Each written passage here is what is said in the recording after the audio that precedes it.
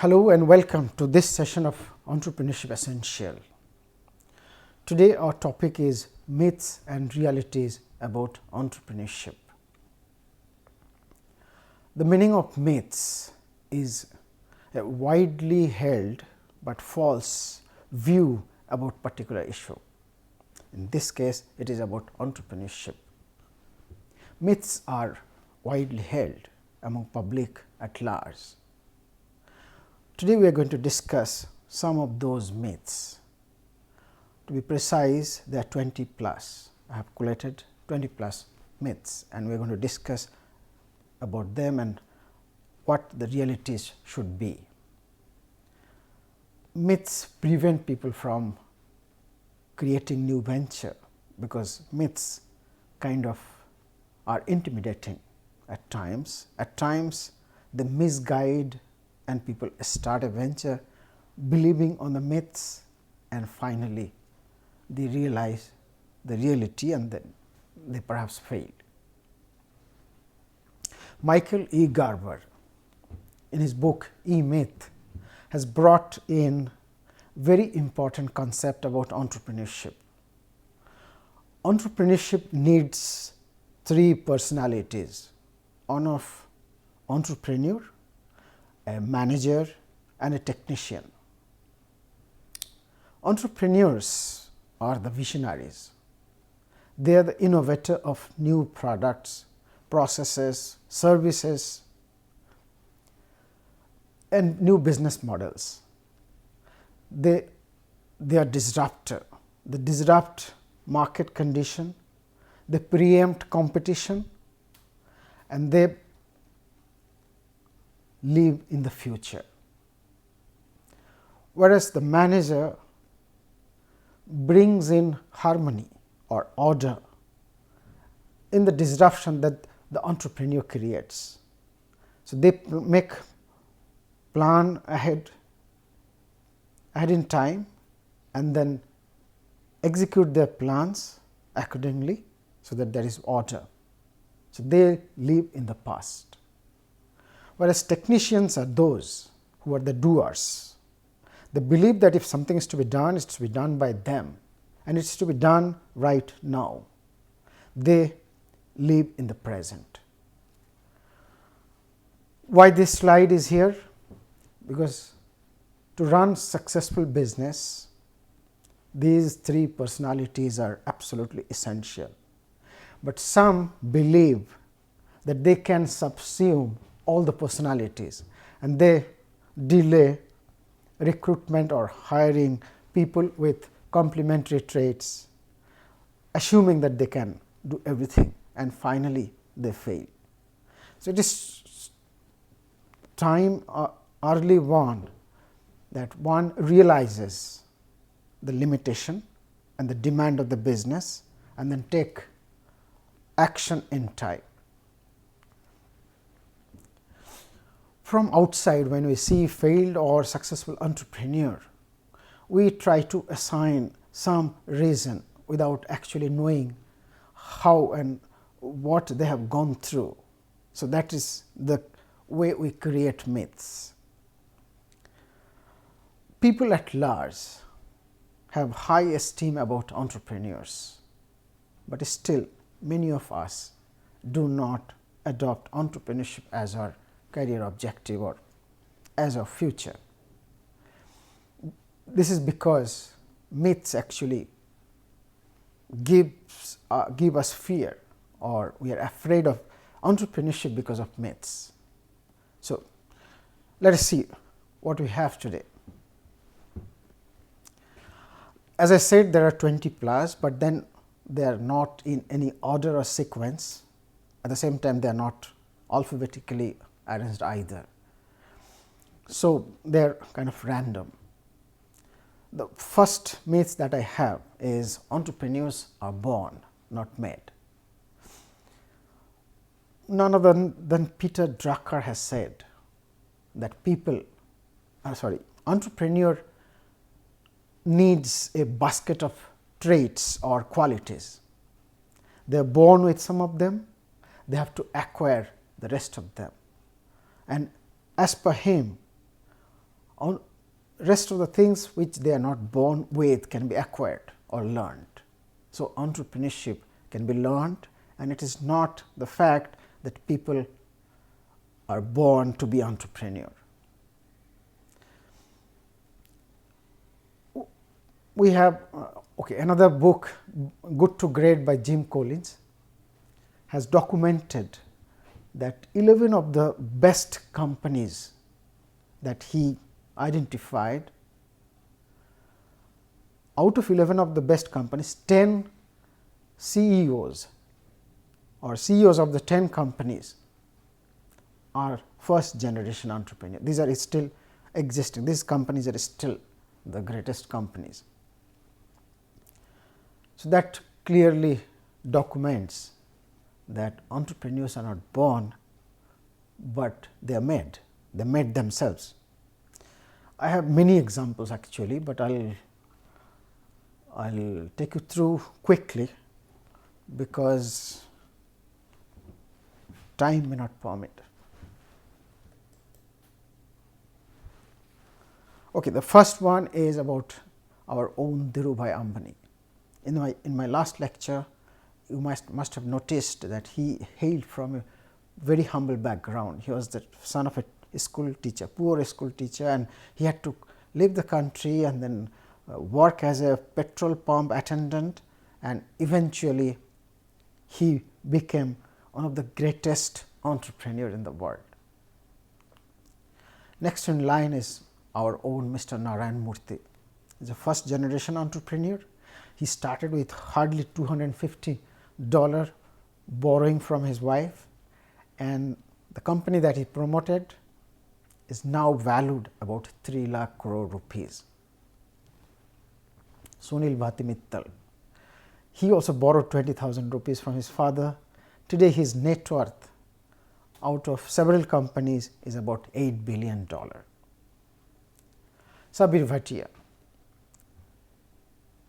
based on his academic knowledge, based on the knowledge he gained through education, he started hotmail.com, a company which is to offer the first formal and extensive email service, which he promoted, and eventually he sold it to Microsoft for $700 million.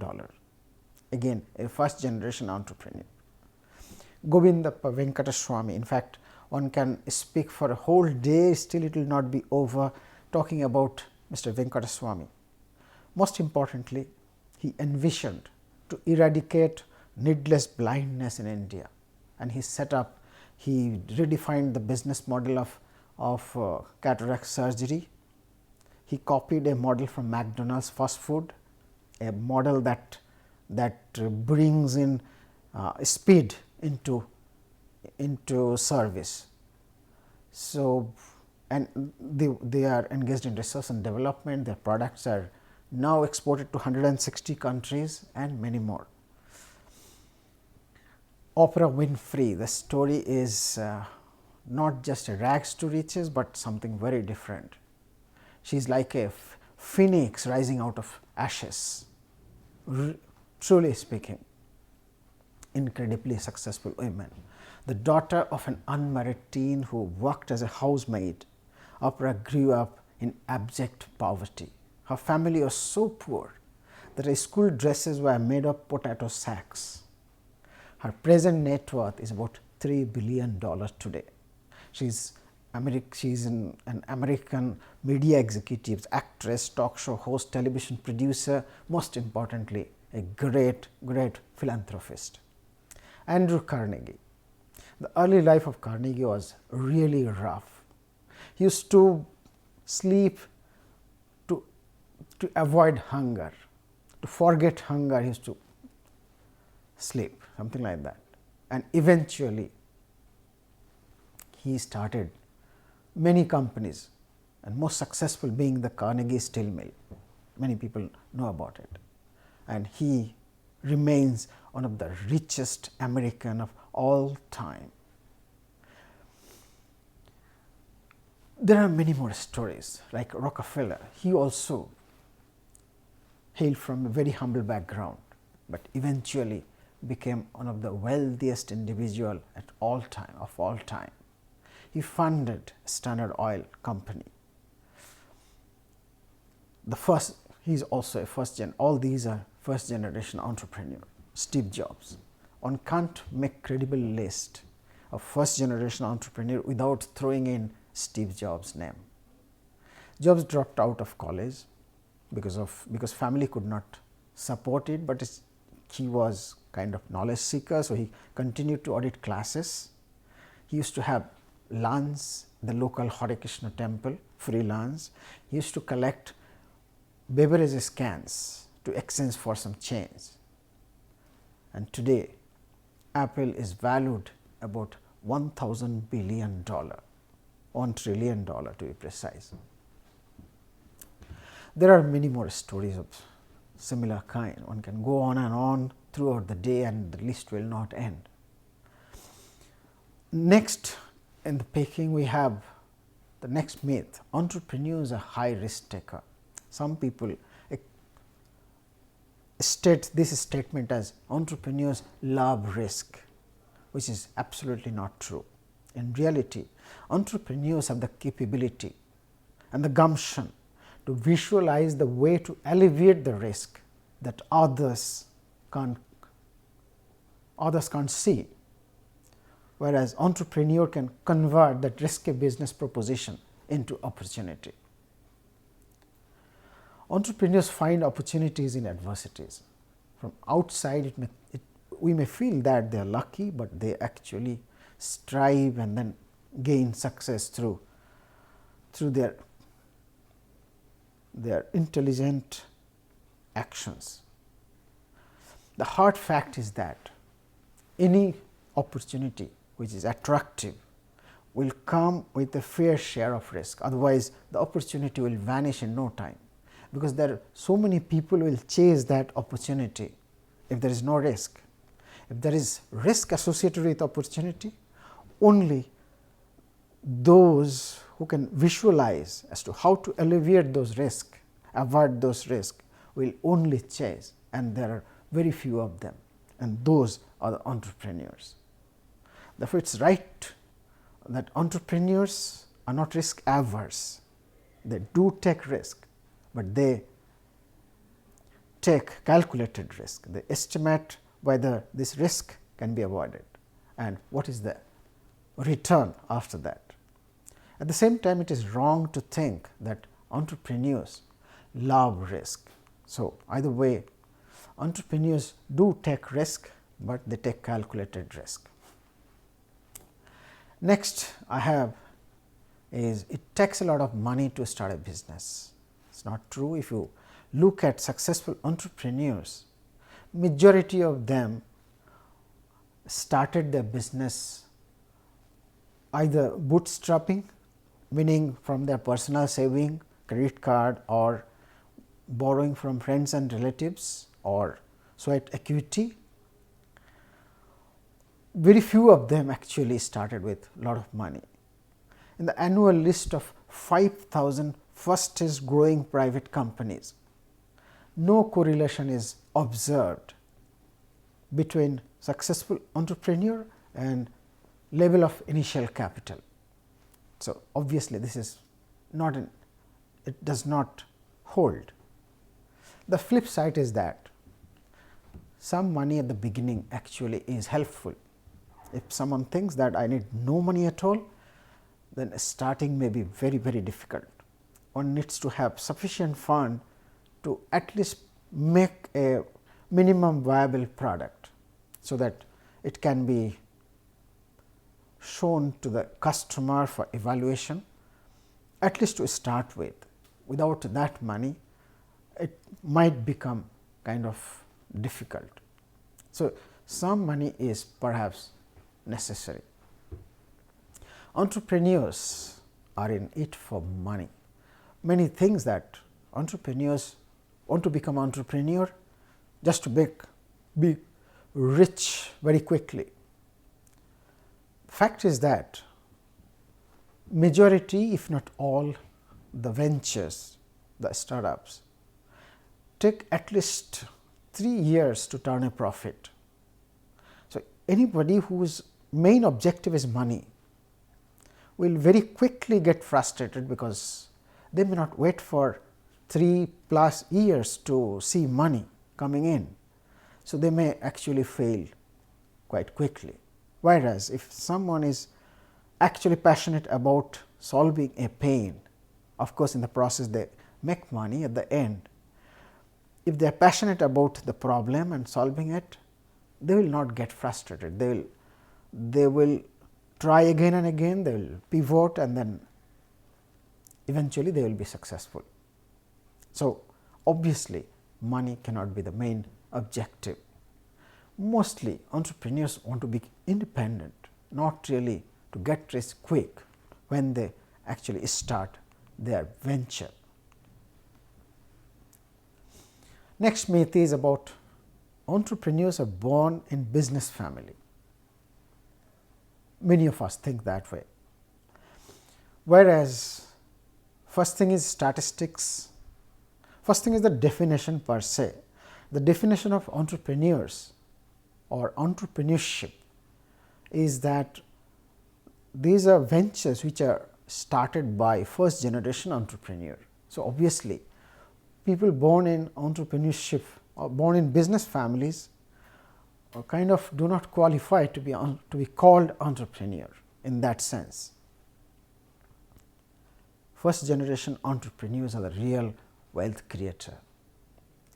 Obviously, access to large capital may be some natural advantage for people hailing from business families, but this difference actually is diminishing gradually because of angel investor fund being available easily and also venture capital fund. So, fund availability of fund is becoming easy day by day, because if you have a promising business model, there is no dearth of money. That is a situation today. So, obviously, this distinction of easy availability of capital is kind of vanishing. The real differentiator is actually entrepreneurial qualities, innovation content, managerial capability, passion, balanced skill, and the team members.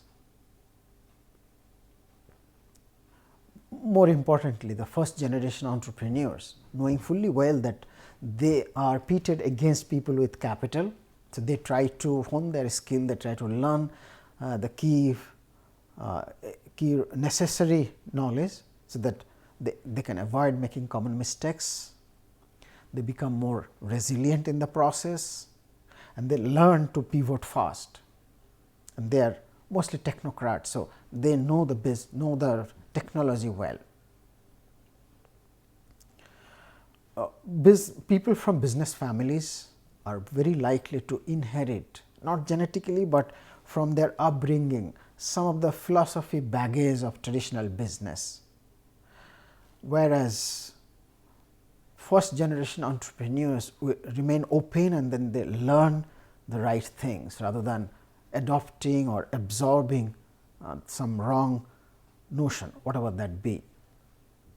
So, first generation entrepreneur develop superior value propositions for the customers, maintain quality in the product, service, or whatever, maintain after sales service, invest in creating trust, and build loyal customer base. Next one is, one has to be young and restless. This is also very untrue. As revealed in the Global Entrepreneurship Monitor Report 2017-18, entrepreneurs or successful entrepreneurs are distributed almost equally in the age range of 18 to 64. So, there is no bias or there is no data to support this argument. As such, it is widely believed from data as well as widely believed that anybody can become entrepreneur at any age. There is no such particular age when there is chances of greater success. People of higher or maturity perhaps can leverage their experience and knowledge about business operation management, and perhaps may be able to manage better moving forward, means at the mature stage of the businesses. So, definitely they have built some kind of network, they do have some advantage in running the business. Entrepreneurs give little attention to their personal life. This is also untrue. In fact, the very motivation to become an entrepreneur is personal life, or for self and for society at large. But then why people think that way is that entrepreneurship venture definitely demand constant attention. It's like a newborn baby, it demands constant attention. But the same is also true about established corporations. Executives in established corporations also are all the time busy about unexpected happenings in the corporate world, about competition, about customers, about new technologies coming in, etc., etc. So, they are also all the time firefighting. The difference is that entrepreneurs are okay spending long hours, because they think and they know that they are working for themselves, whereas executives in corporate world think that, means they do that, they come for an emergency meeting in the odd hours or on weekend, but then they do not enjoy it so much. Furthermore, entrepreneurs make plan because it is their world. They make plans so that they can put some long hours during the weekend to avoid doing anything at the weekend. So, therefore, it is wrong to think that entrepreneurs are not careful about their own personal life. At the same time, it is also important to understand that entrepreneurs are not those who will sit back and other people will work to make them rich. So, definitely they are engaged all the time. Myth number 8, most entrepreneurial ventures fail. This is something that I have coined, and I collected some data and observed that this is another myth that normally people do not talk about. I was inspired particularly from the book Entrepreneurship by David Holt. He has brought into light the fact that data, when data are collected, there is a bias in the form of the philosophy, meaning that they randomly collect data of companies existed some time back and companies which exist now. So, they just subtract the number between them and now, and the difference is attributed to be failed in enterprises, whereas the fact is that many of them have either been merged with some other company or have been sold to some other, changed their name or something. They have not failed, but then the statistics shows them as failed. So, it is not, one should not look at data which is intimidating. One should actually focus on successful entrepreneurs and then take cue from them to create new venture. Fatality is prevalent even in large established businesses. Another data is very important. Fortune 500 companies which existed in 1954, 80% or 88% of them do not exist in 2016-17. 80% of them do not exist. So, that is the rate of fatality even in established businesses. So, nothing to be, that should give courage and should not intimidate. Entrepreneurs are often high-tech wizards. Technology does help in gaining competitive advantage, but there is no data supporting this myth. Entrepreneurs are loners and introvert. That is one side of the story myth. The other myth is that only extrovert become successful entrepreneur. None of them, neither of them perhaps hold, or maybe both of them hold, something like that. Success for a loner cannot be successful entrepreneur for sure, because to be a successful entrepreneur one needs to network with a whole bunch of stakeholders, employees, bankers, investors, suppliers, buyers, whatnot. So, loner is definitely not going to be successful entrepreneurs. On the other side, if someone thinks that one has to be extrovert to become entrepreneur, here is the data.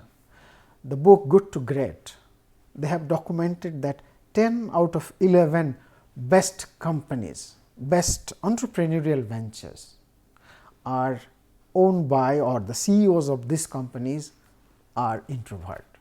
So, that precisely drives home the point. Entrepreneurs finance their venture from venture capital. This is a very wrong notion and it is prevalent among most of the people. Venture capitalist comes at a far end of entrepreneurship life cycle. When you are struggling to develop a product, when you have minimum viable product for market validation, when you have just started putting up infrastructure for going to market, venture capitalists will view that as risky. They have less risk appetite, whereas angel actually can handhold, they have a smaller ticket size of investment. So, they will be more interested about funding a fledgling startup venture.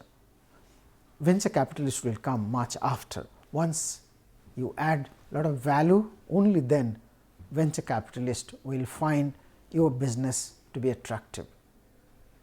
Entrepreneurs are often ruthless and deceptive. Well, there can be people with ruthless and deceptive, but then they won't go any far. They will remain besotted with legal issues, sorting out differences, sorting out bad relations with people, fraud, deception and things like that. Always bad for entrepreneur. Trust is very important, honesty is very important. So, obviously, ruthless and deception are not the qualities of entrepreneurs to be successful for sure. You need a business plan to succeed. It's a very light one, but then it's important. One should not start writing a business plan the moment he or she thinks to start a business. Business plan is written only when you approach to investors, but of course, there is no harm in writing a business plan early on, because there should always be a plan, but then writing a very formal business plan at the early stage is not all that necessary. Most successful entrepreneurs start with a breakthrough invention, usually technological. It is not at all true. Many large and successful entrepreneurial ventures started with an existing idea. The difference is that they executed the idea very well. When Google started search engine, Yahoo was already there, Lycos was there, several others were there, but then Google is Google today because they have executed their plan better than anybody, better than others. So, obviously, it is not necessary that you need a breakthrough idea to just start a company. Being first to market is the key to success. Somewhat true in some context, particularly if someone can create a brand, create market, can capture a good market share with the new product and create a brand presence in the minds of large customer, perhaps first to move has first mover, perhaps they can gain first mover advantage.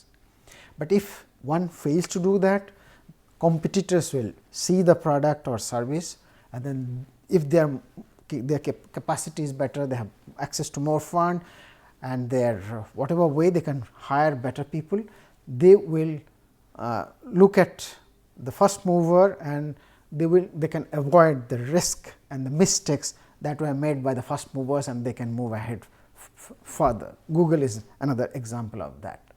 So, I will move slightly faster now.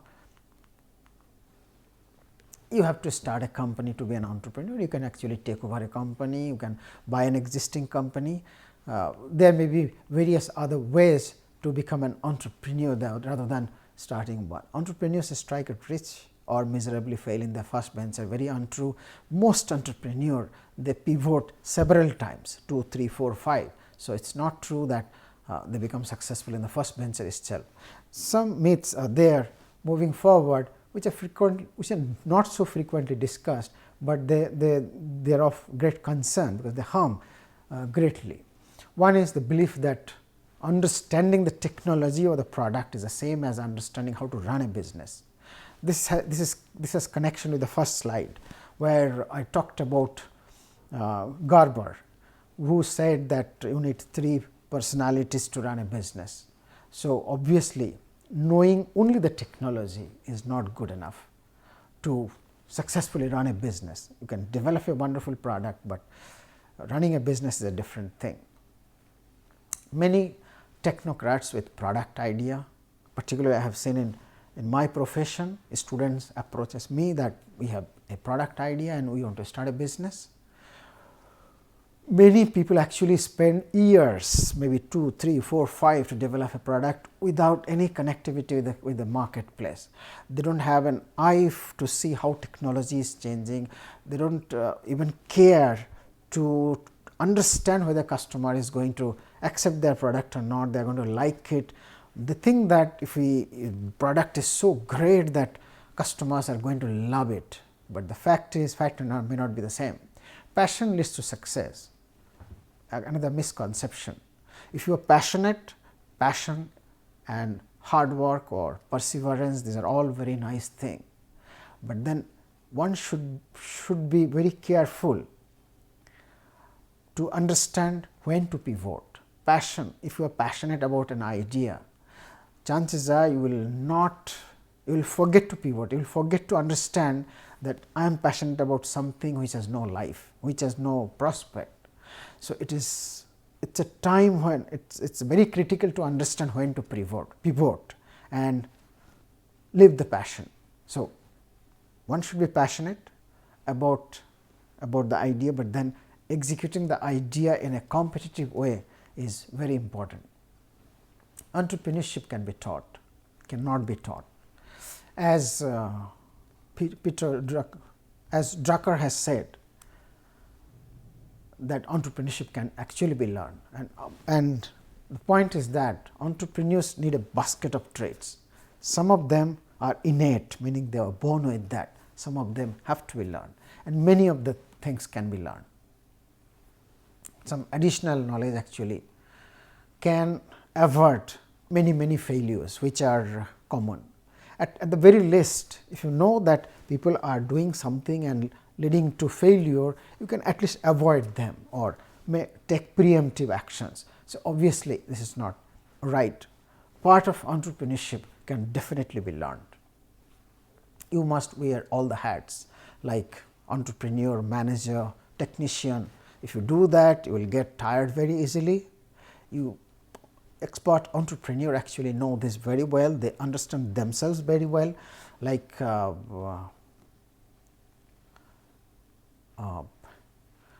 I gave an example the other day, I am just forgetting the name. What about means there are many examples where people hired expert early on to run their business better, because they understand their own limitation. There is a saying, many hands make light work. So, if there are more people chipping in different kinds of talents or skills, definitely things can be done very fast. College dropouts make better entrepreneurs. There are stories about wonderful companies like Dell, like many others, where college dropouts actually created wonderful business. But then this is not always true, and statistics do not support this proposition. Women cannot cut in the tech world. This is also not true. It is observed. There was a study done in Washington Post by Vivek Badwa, and he observed that women are as much motivated to do entrepreneurship as men, and they perform equally well. One can attain success through persistence and passion. These two are kind of very important in entrepreneurship, but then persistence also should be to some extent, to the extent necessary. Beyond that, one has to pivot. So, persistence and passion, myth about them is the same. Last word about from A Myth, the book. One has to have a systems perspective about anything. Everything is part of a system. So, one has to understand the implication or repercussion of their action in the entire system. Only then they can be successful. With this final words, I will draw to close this lecture. Some references, some more comments, and thank you.